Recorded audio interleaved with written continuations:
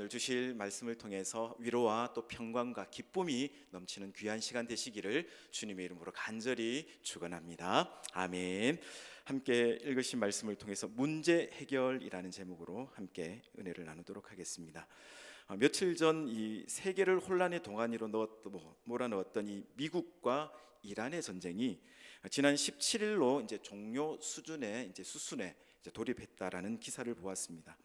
양국은 전쟁 100여일 만에 종전 양해 각서에 서명하면서 60일간의 후속 협상을 시작했습니다. 그런데 언제든 이 판이 깨질 수 있는 아슬아슬한 상황이다라는 이 뉴스 보도를 살펴본 적이 있습니다. 그렇습니다. 전쟁을 할 때보다 끝난 후에 더 큰 문제가 많이 있더라는 것입니다.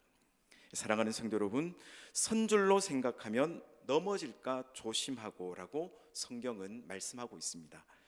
기드온이 미디안과 전쟁에 승리하고 계속 도망하는 왕들을 추격할 때에 에브라임 사람들이 기드온에게 불만을 가지고 있었습니다.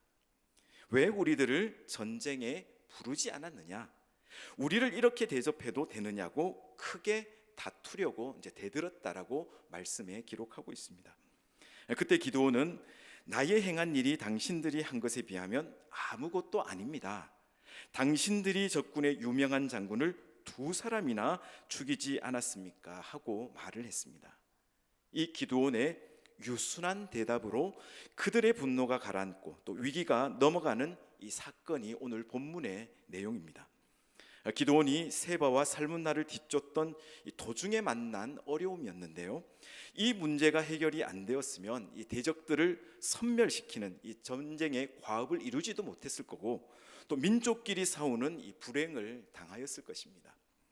우리가 가정에서나 또 교회에서나 사회생활에서 원하지 않게 다투는 경우가 많이 있습니다. 사실은 작은 문제인데 다투게 되고 또 상처를 입게 되고 가정이 파괴되고 교회가 서로 나누어지는 아픔을 당하게 되더라는 것입니다. 오늘 이 사사기의 말씀을 통해서 어려운 문제를 슬기롭게 풀어가는 해법과 그리고 또 불평하는 원인에 대해서 말씀을 통해 함께 생각하면서 우리의 문제를 해결하는 이 해답을 찾으시기를 바랍니다. 첫 번째로 우리에게 주시는 말씀은 왜 에브라임은 불평하였는가라는 것입니다.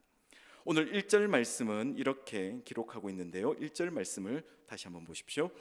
에브라임 사람들이 기드온에게 이르되 내가 미디안과 싸우러 갈 때에 우리를 부르지 아니하였으니 우리를 이같이 대접함은 어찌 됨이냐 하고 그와 크게 다투는지라고 말씀하고 있습니다. 이 에브라임 지파는 기드온이 속한 이 므낫세 지파와 더불어서 요셉의 후손들인데요, 이 에브라임 지파는 이스라엘 역사 가운데 가장 불평불만이 많았던 지파였습니다. 사사기 12장 1절 이하에도 보시면 이 에브라임 지파가 사사 입다에게 기드온에게 하듯이 똑같이 불만을 말하여 결국 이 민족 분쟁이 일어나서 4만 2천 명의 에브라임 지파 백성들이 죽임을 당하였습니다. 그리고 이스라엘이 남부로 갈라질 때에도 앞장서서 이 북쪽으로 갈라져서 여로보암 정권을 만들고 계속 남북이 싸우는 이 분열 왕국이 되고 말았습니다. 여러분, 에브라임 지파처럼 이 불평불만이 많은 사람들이 이 계속 공동체 내에 존재하면 그만큼 단결력은 약화되고 또 결과적으로는 공동체 분열의 원인이 되는 것입니다. 가정이나 교회나 또 사회나 어느 단체든지 간에 불평과 불만과 부정적인 시각을 가진 사람들이 있을 때에 그것이 모든 문제의 원인이 되더라는 것입니다. 여러분, 역사는 교훈입니다. 특별히 성경의 사건은 우리들에게 주시는 거울이다라고 말씀드리고 싶습니다. 이 성경 말씀을 통하여 우리는 바람직한 해결책을 얻을 수가 있는데요, 여러분, 왜 불평하게 될까요? 이유가 무엇이든지 문제의 원인을 알게 되면 문제가 와전되는 것을 우리가 미리 막을 수 있다라는 말씀입니다. 자, 첫 번째, 에브라임 지파는 하나님의 일과 사람의 일을 구분하지 못했던 것입니다. 여러분, 기드온의 전쟁은 개인의 권력을 가지기 위한 전쟁이 아닙니다. 그리고 개인의 이익을 위한 것도 아닙니다. 전적으로 하나님의 역사에 동참하는 것인데요. 기드온은 하나님이 말씀하시는 대로 순종을 했던 것입니다. 자신의 생각이나 의지로 한 것이 아니라는 것이죠. 기드온이 에브라임을 데리고 전쟁에 나가지 아니한 것도 하나님께서 그렇게 하라 하신 것입니다. 그들이 굳이 불평을 한다면 하나님께 해야 되는 것이죠. 여러분, 우리는 하나님의 일과 우리 개인의 일을 구분해야 됩니다.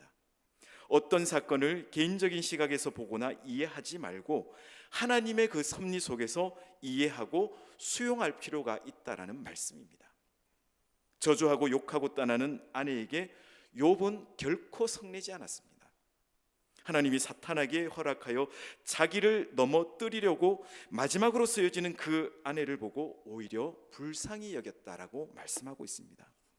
여러분, 모든 사건을 사건으로 보지 마시고 그 사건을 통해서 역사하시는 하나님의 섭리를 보도록 우리는 노력해야 될 것입니다.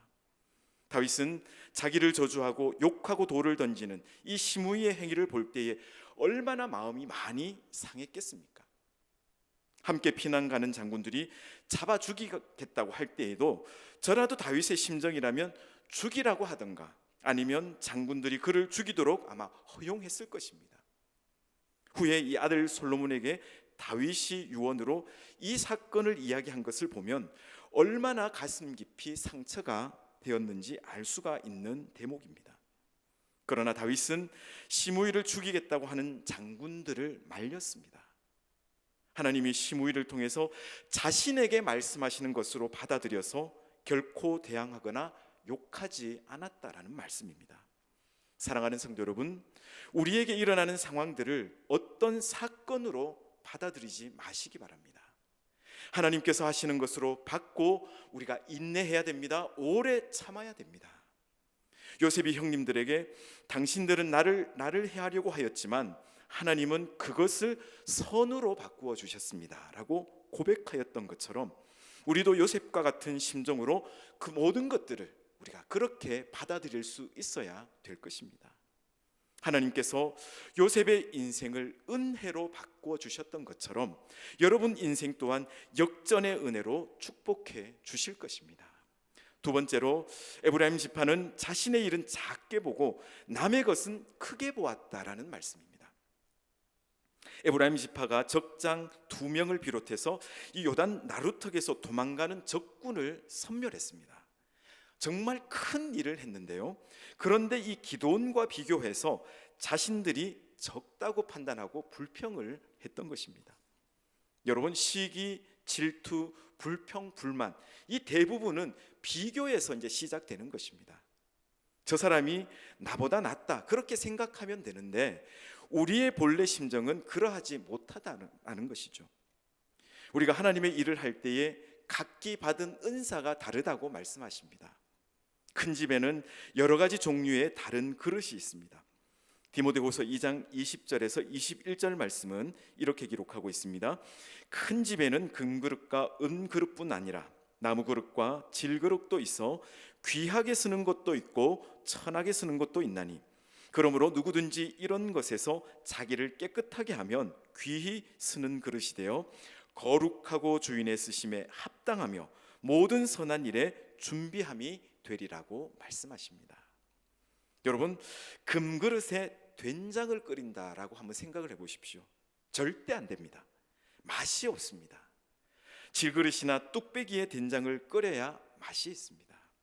이것은 역할과 사역이 다르다라는 말씀입니다. 우리 모두 한 몸을 세워가는 지체입니다. 우리 몸에서 어느 것이 더 중요하고 어느 것이 덜 중요하겠습니까? 내가 하고 있는 일이 중요한 것을 여러분 알아야 됩니다. 동시에 남이 하는 일도 귀중하게 보아야 되는 것입니다. 오래전에 소록도 부흥에서 있었던 일을 들은 내용인데요. 이 소록도에 가면 소록도 중앙교회라는 것이 있습니다. 이 섬에 있는 7교회 중에서 가장 큰 교회인데요. 2,000명이 들어갈 수 있는 교회를 자체적으로 헌금해서 건축을 했습니다. 그런데 이 교회 성도 중에 나이가 많은 한 분이 건축 헌금을 하지 못했습니다. 그래서 자신이 건축 헌금을 하지 못한 것을 언제나 부끄러워했는데, 그런데 어느 날 꿈을 꾸는데 하나님이 너는 성전 건축에 많은 수고를 하였다라고 이렇게 말씀하시는 것입니다. 그런데 저는 한 것이 하나도 없습니다라며 꿈속에서도 부끄러워했습니다. 그러자 하나님이 무엇인가를 이렇게 보여주시는데, 예배당을 건축할 때에 할머니가 벽돌을 나누는 말에게 물을 떠다 주는 것이 보였습니다. 그러면서 하나님께서 대단히 수고하였다라고 이렇게 칭찬을 해주신 것입니다. 그렇습니다, 여러분. 사람이 생각할 때 아무것도 한 것이 없습니다.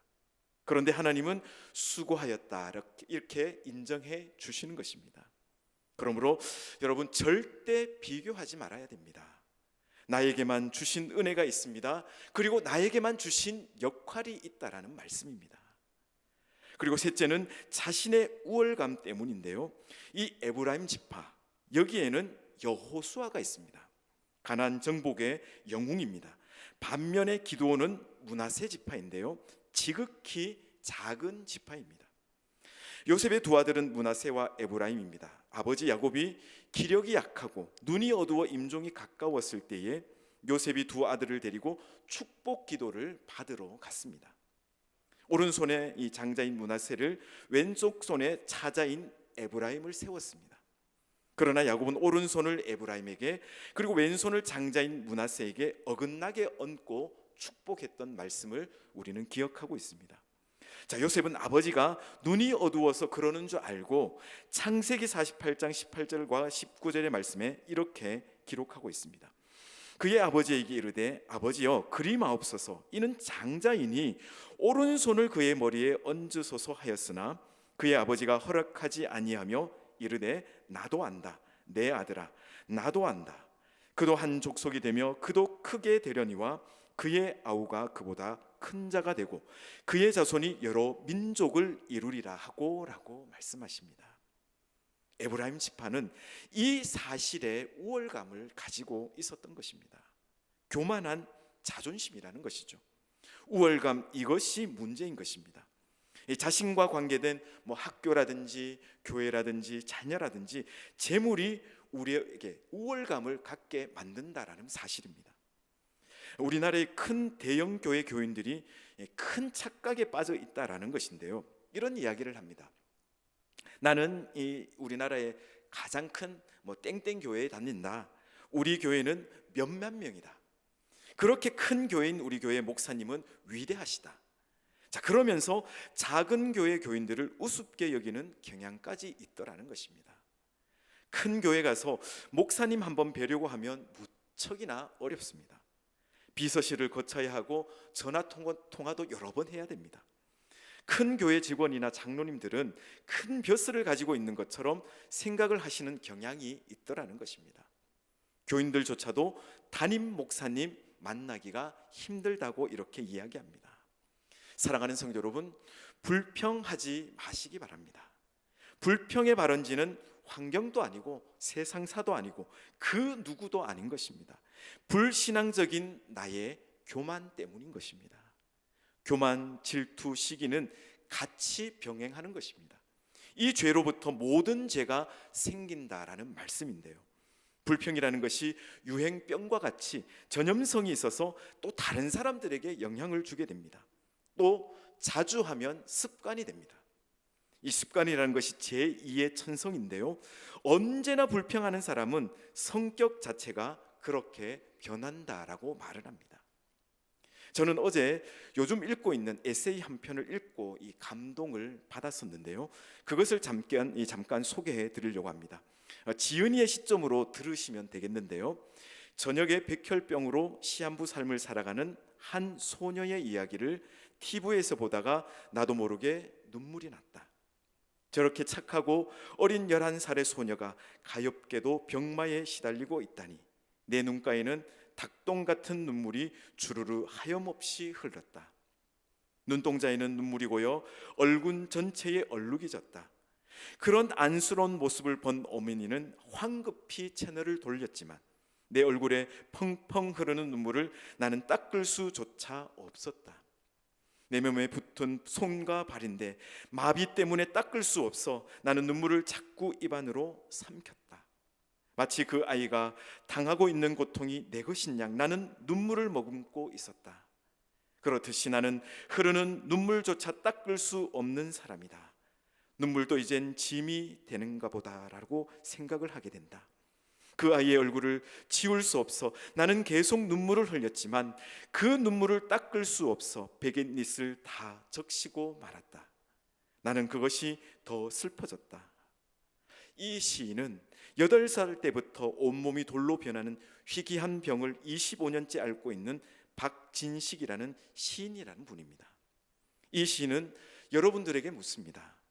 당신은 흐르는 눈물을 닦을 수 있는 힘이 있으십니까?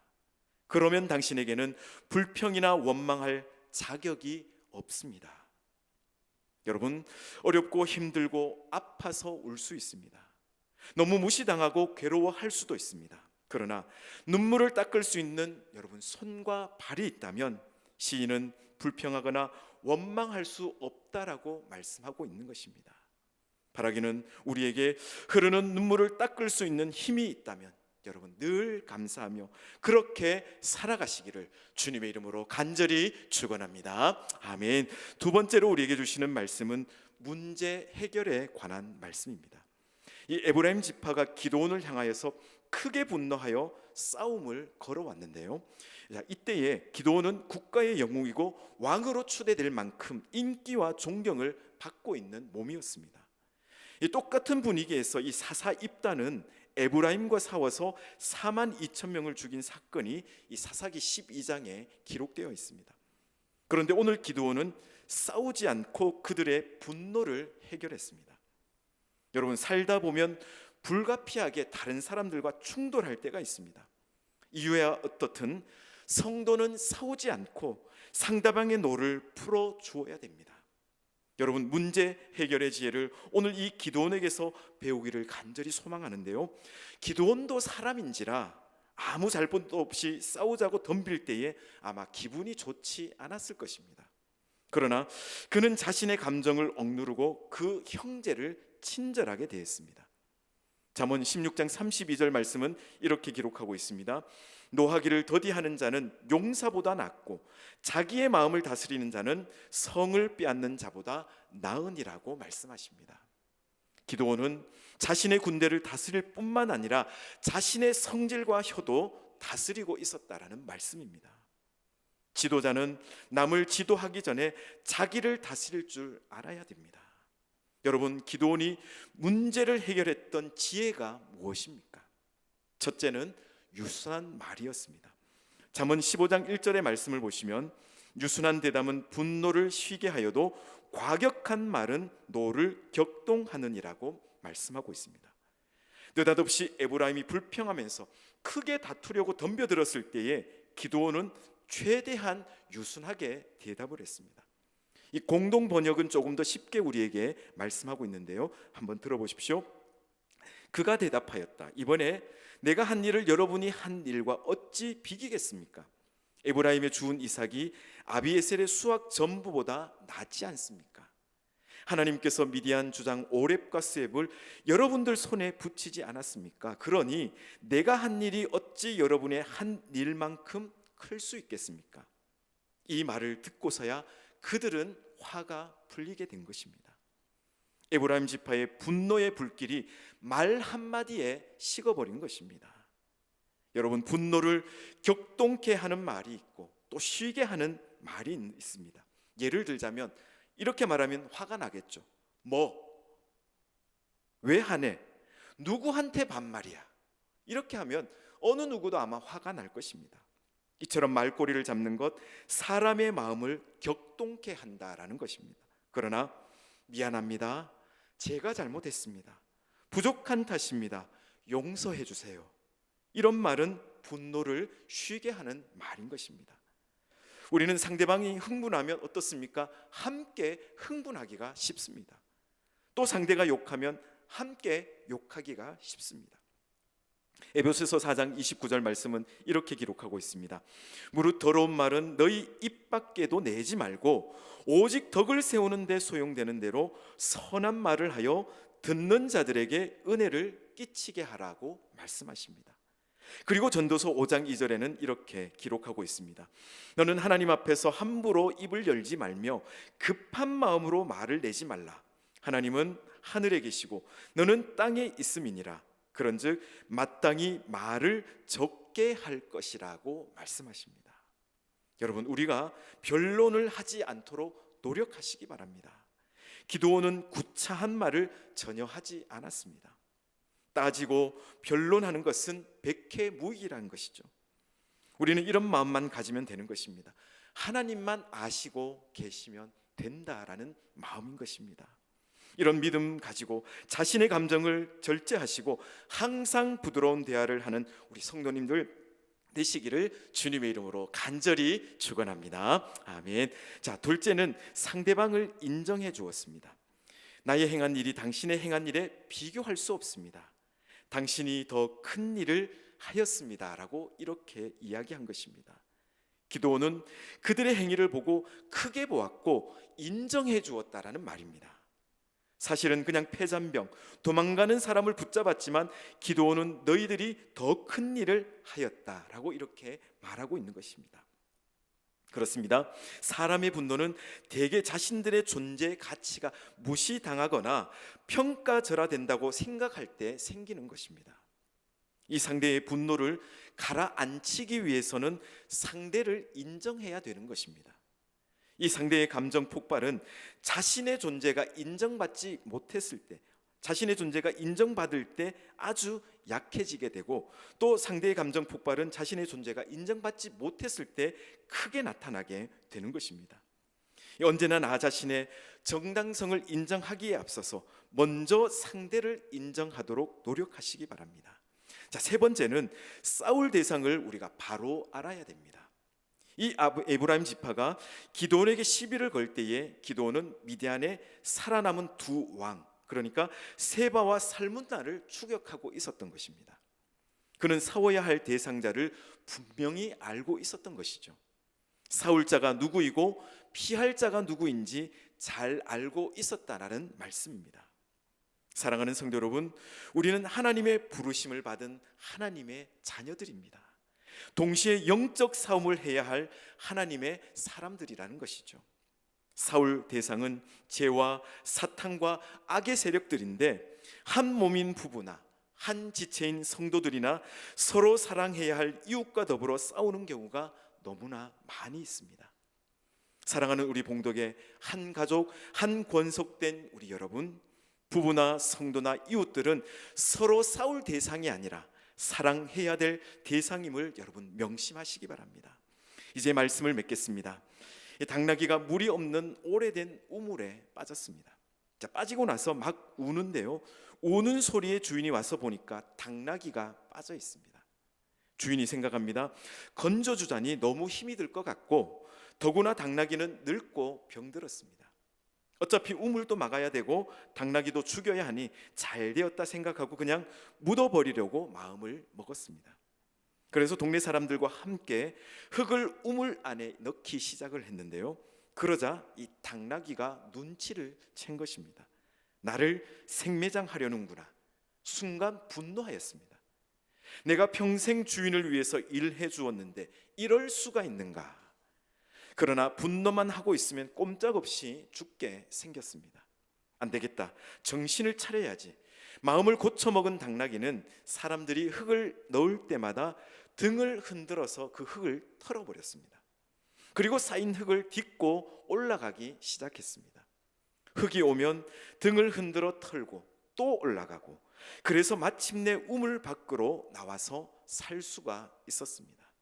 물론 이솝 우화의 이야기입니다. 사랑하는 성도 여러분, 시비를 걸어오는 사람, 실망시키는 사람, 나를 분노케 하는 사람들이 있습니다. 그때마다 분노하고 대항하고 싸우면 결국 내가 병들어 죽게 되는 것입니다. 화병에 걸린다라는 것이죠. 화병을 여러분들은 잘 알고 계실 겁니다. 쌓아두면 몸에 병이 됩니다. 온갖 질병의 근원이 되는 것입니다. 이유가 어떠하든지 무엇이든지 간에 분노로 시작한 일은 수치로 끝난다라는 말이 있습니다. 솔로몬 왕은 잠언 17장 14절 말씀에 이렇게 기록하고 있습니다. 다투는 시작은 독에서 물이 새는 것 같은즉 싸움이 일어나기 전에 시비를 그칠 것이니라고 경고를 하고 있습니다. 사랑하는 성도 여러분, 가장 예리한 송곳이 먼저 부러집니다. 가장 예리한 칼이 먼저 녹이 슬게 되어 있습니다. 그리고 가장 키가 큰 나무가 먼저 배임을 당하게 되어 있습니다. 주님 앞에서 자기를 낮추면 주께서 반드시 높여주신다는 사실을 여러분 기억하시기 바랍니다. 사랑하는 성도 여러분, 오늘 기도원의 지혜를 가지고 우리들의 문제들을 해결하시기 바랍니다. 온유한 자에게 복이 있나니 하나님께서 그들에게 땅을 기업으로 주신다고 우리에게 약속해 주셨습니다. 이 말씀을 오늘 여러분들의 마음판에 깊이 새기심으로 말미암아서 하늘의 땅을 기업으로 받으시는 축복이 여러분들 삶에 임하게 되시기를 주님의 이름으로 간절히 축원합니다. 아멘. 우리 함께 찬양 드리기를 원합니다.